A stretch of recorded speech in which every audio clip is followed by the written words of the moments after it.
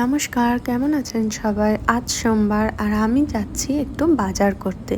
আজকের ওয়েদারটা দেখেছেন? সত্যিই খুব সুন্দর।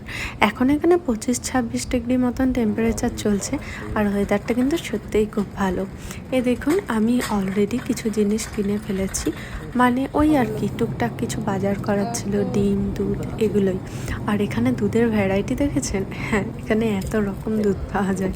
আমি মাঝে মাঝে নিজেই কনফিউজ হয়ে যাই কোন দুধটা কিনবো।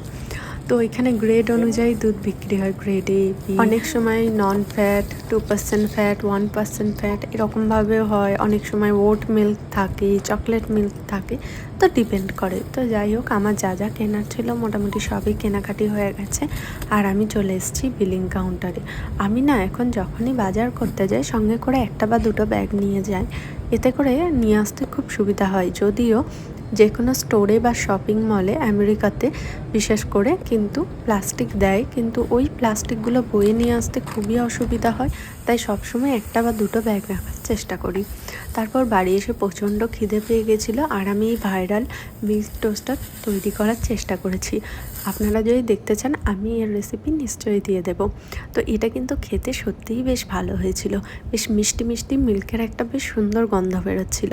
তো সন্ধ্যাবেলায় তো এটা দিয়েই কাজ সেরে নিলাম তাড়াহুড়ো করে। তারপর আমার একটু অল্প কাজ ছিল, তাই আমি বসে গেছিলাম ল্যাপটপ নিয়ে। প্রায় 1 থেকে 1.5 ঘন্টা মতন কাজ টাজ করে যখন উঠলাম তখন কিন্তু একদম ডিনারের সময়। আর রাত্রে ডিনারের জন্য আমি চিকেন রাইস বানিয়েছিলাম। আমি বেশিরভাগই 1 পট চিকেন রাইসই বানাই।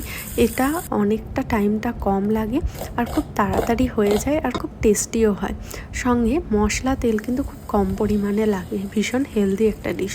আর তার সাথে আমি একটু স্টার ফ্রাই ভেজিটেবলসও করেছিলাম। ব্যাস, কথা বলতে বলতে ডিনারেরও টাইম হয়ে গেল। ডিনার আমি সার্ভও করে দিয়েছি। কেমন লাগলো আজকের ভিডিও অবশ্যই জানাবেন। দেখা হচ্ছে নেক্সট ভিডিও।